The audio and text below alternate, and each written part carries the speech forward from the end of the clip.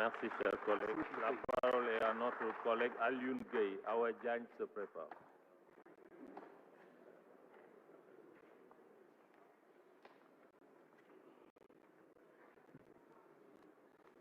Président maa ngi lay nuyu di nuyu ministre yi fi teewal nguur gi yëpp di ci jiital le premier ministre di nuyu mes collègues députés. En tant que élu de la diaspora, monsieur le premier ministre li ma gis mooy xaar ngeen fukki at pour proposer aux Sénégalais de l'extérieur benn plan d'orientation stratégique pour que Sénégalais de l'extérieur yi devenir ay véritables acteurs de développement.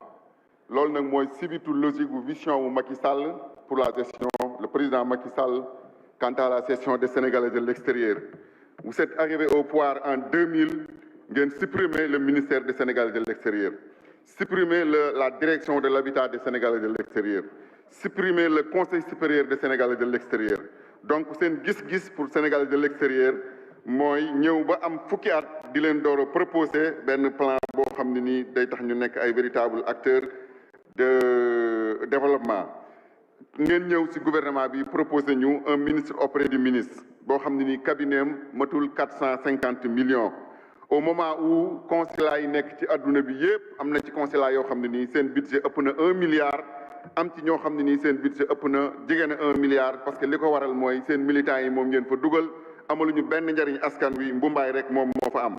donc bu ñu xoolee tam la diplomatie économique sénégalaise est enterrée parce que chef de mission diplomatique yépp ñi ngeen leen jox première conditionnalité bi mooy nga am carte de membre parti au pouvoir donc promouvoir l'économie sénégalaise amatu fa yooyu yëpp nag su xewee da ngeen war a xam ni la diaspora soxlawuñu rek 15 députés yam ci mais li nu soxla mooy ñu ériger leen en région avec contenu boo xam ne nii day am statut des travailleurs sénégalais à l'étranger wax nga ci biir document bi tam nga ni danañ leen dimbali pour ngeen andi li nga xamante ni nii mooy ñi nga xam ne dañu gaañu ca réew ma may wax ni loolu de wuute na lool ak kàddu yi nga xam ne nii yow en tant que ministre des affaires étrangères et du Sénégal de l'extérieur moom nga ñu serviroon en 2020 di wax ni dinañ leen jëndal ay bàmmeel pour ngeen suul ñi nga xamante ni nii moo ñoo faatu foofu noonu ci réew mi. donc li ma bëgg a wax daal mooy bu leen jàpp ni 15 députés yi ngeen def doy na pour la diaspora li nu bëgg mooy diaspora nekk région boo xam ne nii dafay am contenu am statut boo xam ne nii dafay topp ki nga xamante ni mooy liggéey Sénégal te nekk bitim réew jàpp naa ni nag tey dañuy bàyyi le Sénégal de l'extérieur ñoom ñu jugé ndax bi ngeen fi defee fukki at ba pare dooru ñëw di ñu proposer plan bi ndax danañ ko mën a gëm wala duñ ko mën a gëm man de personnellement awma ci yaakaar ndax yaa ngi wax expertise ak compétence locale alors que bu ñu demee ci représentation diplomatique yi première conditionnalité bi mooy nga nekk membre du parti au pouvoir pour ñu jël la amul expérience amul expertise amul dara donc li ñu gis ak li mu wanewul ni li ngeen wax ci document bi muy jox gëdd compétence et expertise. Merci, cher collègue. Awa Diagne, notre collègue Mamadou Wuri Baylo Diallo, le suivant.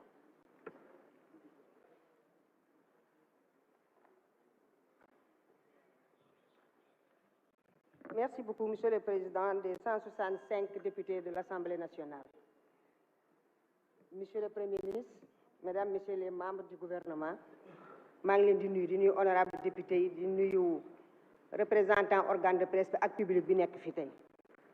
Monsieur le Premier ministre, dama bëgg a remercier président de la République mi nga xam ne permettre na tey def 15e région mu permettre sénégalais diaspora ñu mën a am 15 députés mën a ñëw taxaw fii wax jërëjëf monsieur le président. Monsieur le président da nga am gouvernement de combat nga am ay ministres yu jeunes am ay ministres yu compétents moo tax ku fi jaar ak sa budget rek voté nañ ko faram-fàcce nañ ko ba sénégalais yi nga xamante ne noppi garmi lañu am ñëpp xam nañ li xew kon ñoom ñu ngi leen di félicité bu baax. nga am budget social ñëpp gis nañ li nga def di wàññi dund bi di wàññi location kon monsieur le ministre premier ministre jërëjëf président de la République. gis nañu yoon dañu naan yoon kenn di ko lekk kay yoon dañ koy lekk ndax yoon mooy développement boo amul yoon doo am développement. tey jii nit ñi dëkk Tamba dañuy ndekkee Dakar dem añi Tamba bu ñu neexee ñu ñëw reer si waat Dakar kon loolu dara la. tey jii boo jógee dak Tamba tey tali bi ba max nañ ko ba Kidira mooy frontière entre le Mali mu jóge fa def Ila Touba ñuy wax mu def Ila Tivaouane ñii xaar nag Ila Maka Koulibantang ñii wax loolu mu ubbi Mbour Fatick Kaolack mu war ko ba max nag ba Tambacounda kon loolu yaakaar naa ne développement la monsieur le ministre fii TER bi ñëpp xam nañ ne fonctionnaire yëpp léegi dañuy ñëw ba ci gaar bi gaar seen oto dugg ci TER bi dem liggéey fay 1500 rek delluwaat en moins de 30 minutes ñu egg fi ñu war a egg BRT bi oto point yi di fël kon monsieur le ministre premier ministre yaakaar naa ne loolu président bu ci liggéey bu rafet ñi wax loolu mu jàll ba Kédougou dem defar yoonu Kédougou Salémata nga xam ne da nga doon def 6 heures de temps pour egg fa tey 1 heure de temps doo ko def nga mën a egg foofu loolu defe naa liggéey la bu président mën a def ñu ñëw ci hôpitaux yi mu defar bu Touba defar bu Kaffrine defar Sédhiou defar Kédougou ñi xaar nag hôpital niveau 3 bu Tambacounda te ku la jox ndékki jox la añ bu la diggee reer xamal ne dina ko def kon ñu ngi xaar loolu ci président de la République mu dem ci université yi ñaata université la fi def fi mu toll ni le 1er décembre bii rek lañu inauguré bu jàpp ñaari mu promettre nag université Sénégal oriental te xam naa ne dina ko def kon monsieur le premier ministre jërëjëf président de la République pare wuñu ci loolu monsieur le premier ministre boo demee Tamba tey ci banaanerie yi président de la République daf si def 3 milliards 500 millions ñuy recruter ay xale li leen dese rek mooy ay piste yoo xamante ne dinañ mën a dugg ci gox goxaat yi pour que xale yi gën a mën a liggéey tey jii plus de 700 xale ñu ngi fay liggéey te bu ñu defaree piste bi dinañ am plus de 1000 xale yoo xam ne ñu ngi fay liggéey jërëjëf président de la République. Merci cher collègue. Mamadou Wuri Baylo Diallo, la suivante Aminata Gueye. Merci monsieur le président, monsieur le premier ministre. Salmini tous les membres du gouvernement, salmini mes collègues à l'Assemblée nationale. Monsieur le premier ministre, mes salmini manofewi d'abord mi salminama inde tous les parlementaires ɓe vraiment ko imiɓe région Kolda minen duwano président Macky Sall minen duwano gouvernement ma o komin haalta tan pour la région de Kolda d'abord parce que le plan d'urgence pour le développement région Kolda waɗama ha paari komin lantuma tan ko pour que 2023 wawamo wadde laatide par ce que kala ko gandanɗa hoorema gouvernement waɗi ko heewi mais kala ko heddi waɗaka waɗama e nder on plan ko gandanɗa hoorema ko ɗum woni sohla population région Kolda. Monsieur le Premier ministre, j'ai entendu un collègue dire tout à l'heure ici, la croissance ne se mange pas. Et il a mangé la croissance avant d'arriver, c'est parce qu'il a mis du carburant, l'État a contribué. Sinon, il devrait acheter 1100 francs. Je l'entends dire que la croissance ne se mange pas. Et chez lui, sa facture d'électricité, le gouvernement a contribué. Il est en train de bouffer la croissance. Je l'entends dire que la croissance ne se mange pas. Les étudiants, les bourses, c'est de la croissance. Vos enfants, nos frères sont en train de manger cette croissance. Donc, restons cohérents, laissons la démagogie. Et c'est ça le plus important. Nous sommes là face à la presse nationale et internationale. Nous sommes là face aux Sénégalais. Nous devons dire la vérité. L'opposition, c'est s'opposer, c'est d'idées. Mais quand c'est s'opposer au gouvernement, c'est normal. Mais il faut être cohérent et conséquent. La croissance se mange. Quand on parle de la diaspora, mais qui a créé la diaspora? Ceux qui sont là aujourd'hui, ils avaient voté contre. Ils avaient voté contre. Diaspora. Le plus souvent, vous savez, monsieur le Premier ministre, ne les écoutez pas. Vous êtes sur le bon chemin. Le président de la République, il vous a envoyé, votre gouvernement a amené ici un budget de solution. Parce que le président de la Macky Sall, le président Yermandé, l'autre a demandé un budget de solution. Les réseaux sociaux. Vous avez parlé de liberté. La liberté ne veut pas dire que celui-là, il faut que ça s'arrête. On doit protéger le peuple et les populations. Nous devons protéger tout le monde. Mais parce qu'on ne peut pas le laisser. On applique la loi, on met les Sénégalais au même pied d'égalité. Donc la sécurité, il faut renforcer la sécurité. Parce qu'il y a des menaces de l'extérieur qui ont des relais à l'intérieur, qui sont en train de faire de la propagande pour quand même détruire vraiment le Sénégal. Donc restez fermes, renforcez les moyens pour la sécurité, restez unis, vous avez le peuple derrière nous. La vérité est en train d'éclater, beaucoup se sont trompés. La prochaine fois, ils rétabliront la vérité. Je vous remercie. Merci. Aminata Gueye a la parole. La suivante, Fatma Mbodj.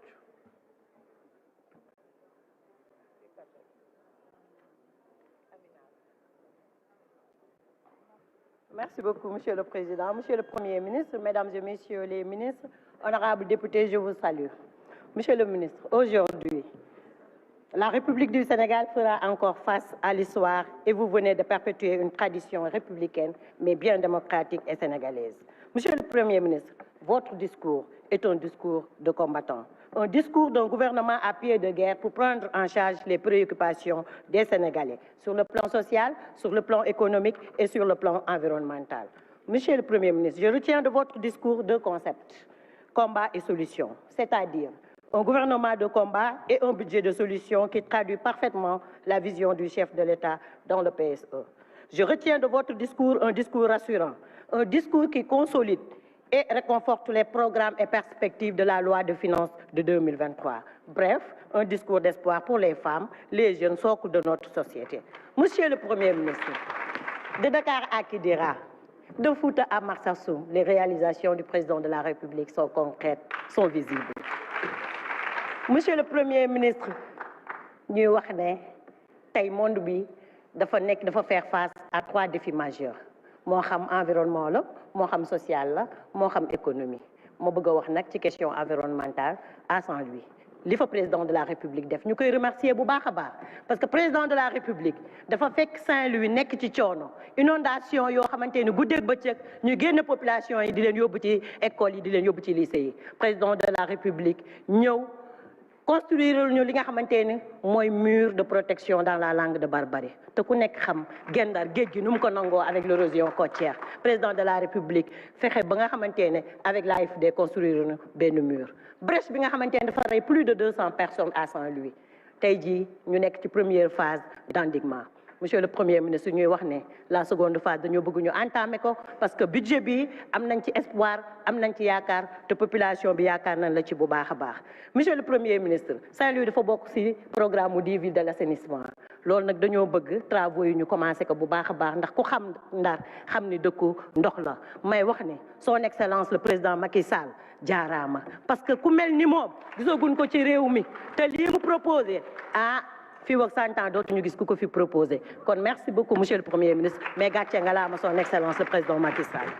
Merci chers collègues. La parole est à notre collègue Fatma Mbodj, Guy Marius Sagna, le suivant.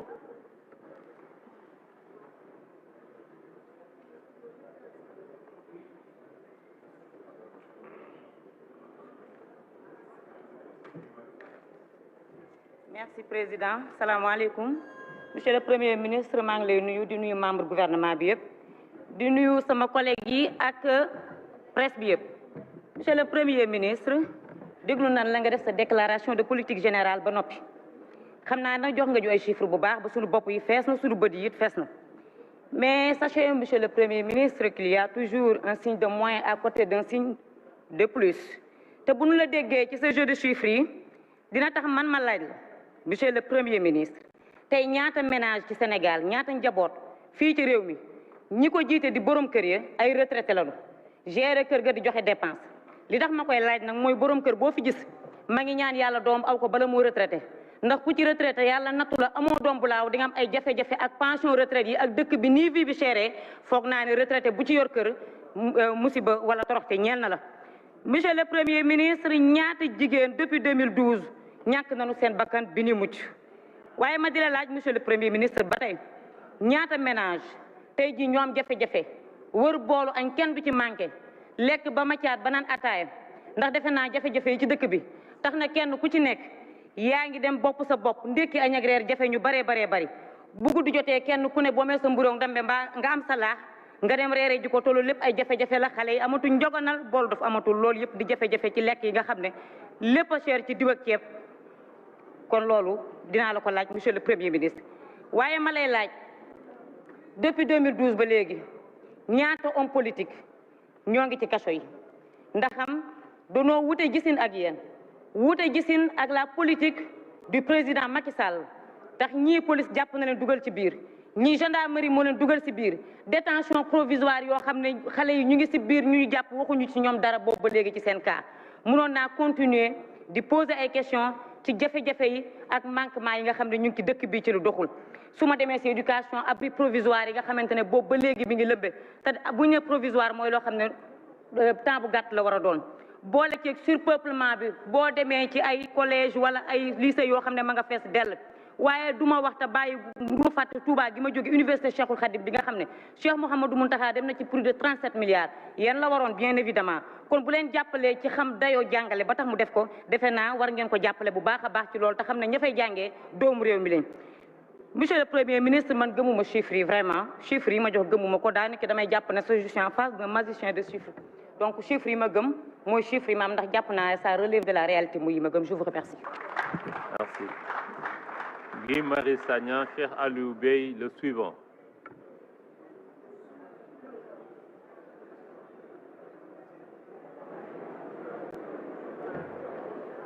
Ok, nuyu naa leen. Monsieur le Premier ministre, vous avez dit dans votre déclaration de politique générale, je cite, « La tâche du présent gouvernement sera de continuer l'œuvre du précédent, de la conforter et de l'approfondir. » Monsieur le Premier ministre, je fais mienne une autre sagesse. La folie, c'est se comporter de la même manière et s'attendre à un résultat différent. Heureusement, les Sénégalais ne sont pas fous parce qu'ils savent les résultats que nous aurons. Chômage, pauvreté, maladie, émigration irrégulière, etc. Vous avez parlé, monsieur le Premier ministre, de toutes les crises, sauf de la principale, la crise néocoloniale, la crise impérialiste, la crise de souveraineté vécue par toute l'Afrique, particulièrement par le Sénégal. Voilà pourquoi vous nous avez servi une déclaration de politique générale économiquement indigne, politiquement indigeste et socialement indigente. Vous avez lu, comme moi, le rapport du Conseil économique, social et environnemental de France, qui a parlé, je cite, des avantages incontestables du franc CFA pour la France. Dans ce rapport, le Conseil économique social de France disait « Les pays CFA, je cite, sont des marchés privilégiés pour la France. » Il disait, ce même rapport, je cite, « La liberté des transferts apporte une garantie aux intérêts français en Afrique. » Fin de citation. Aujourd'hui, le CFA ne bénéficie qu'aux intérêts extravertis. Comment osez-vous? Comment osez-vous, monsieur le Premier ministre, dire, je vous le rappelle, ce sont vos propos, je cite, « Le franc CFA est notre monnaie ». Monsieur le Premier ministre, vouloir faire allégeance à la France et être le candidat de la France en 2024 ne vous autorise pas à dire à Paris, il y a 2 ou 3 jours de cela, je cite, c'est vos propos, le seul problème entre le Sénégal et la France, c'est qu'il n'y a pas de problème. Nos parents, nos grands-parents, nos arrière-grands-parents, tirailleurs sénégalais, assassinés par centaines en 1944, ici, à Thiaroye, vous écoutent, vous entendent. Les victimes du néocolonialisme français d'hier à aujourd'hui vous entendent et vous regardent, monsieur le Premier ministre. Monsieur le Premier ministre, allégeance à l'impérialisme, le premier problème. Mais il y a un autre problème. Le problème de l'Afrique, c'est aussi des présidents, des ministres, des fonctionnaires milliardaires qui ont détourné, volé l'argent du peuple, le privant de santé, d'édifices, de sécurité, de tout. Or, l'impunité des grands entraîne l'incivisme